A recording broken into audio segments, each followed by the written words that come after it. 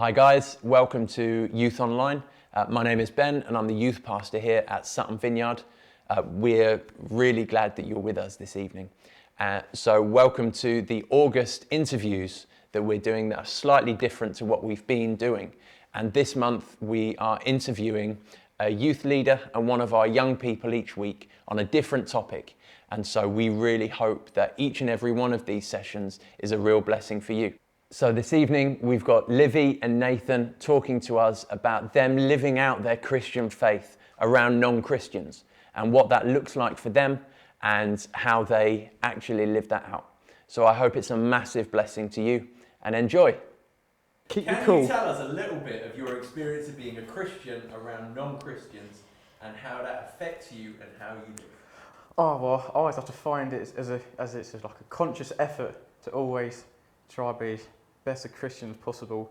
Like when I'm like sort of with my friends or anyone else really, I've always got to make sure that I'm being nice, being respectful, being polite, and always trying to help people to the best as possible. So sometimes it can be challenging, but I feel like I've always just got to try to push through it, and I'll get there. Liv?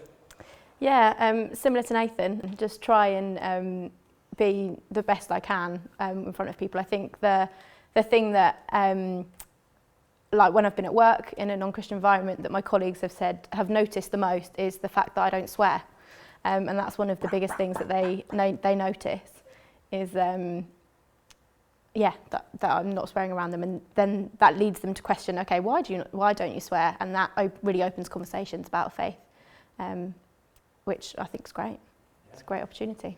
Great, all right. So has there been, or are there still times when it's really tough to live out your faith?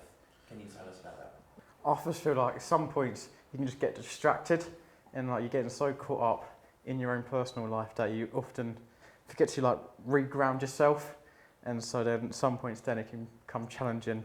No, I feel like sometimes if I'm caught up with doing lots of work, or if I'm at college all the time, then I can often be focused on that so much that I find that like just going back home again, listening to some music will get me back.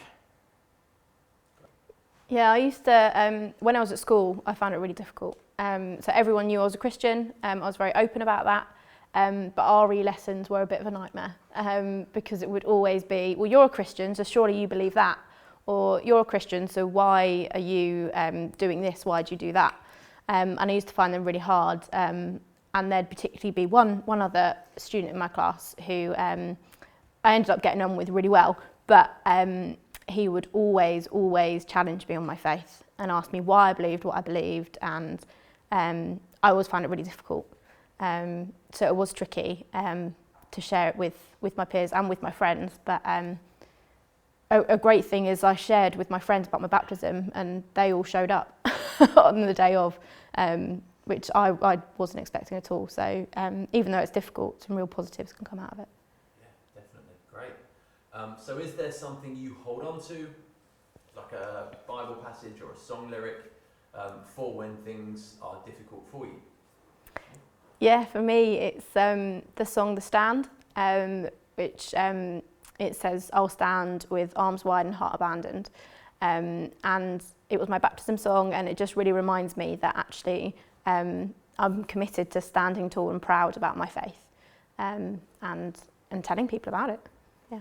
I quite like Matthew 6:25 to 34, I think is, and the whole principle of it all, because it's too long to bore you with.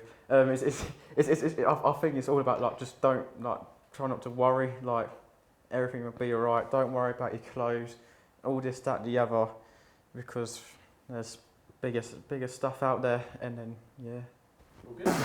my belly started rumbling. Oh, that's jokes. I hope that came up. Cool. So That would be funny if it did, I thought we were done. I've got one more question. Oh, sorry. Yeah. Oh, yeah, it did, didn't it? So I always find that listening to music is the best way for me. Just after a day or something, or before the day starts, put my headphones in and listening to some music is a good way. Helps just like bring me back again and like level me out, and know that there's still bigger things and more meaning to life. Yeah, I'd say the same as Nathan. Really helps me connect. Similar to Nathan, on the way to work or on the way back, just blasting it in my car.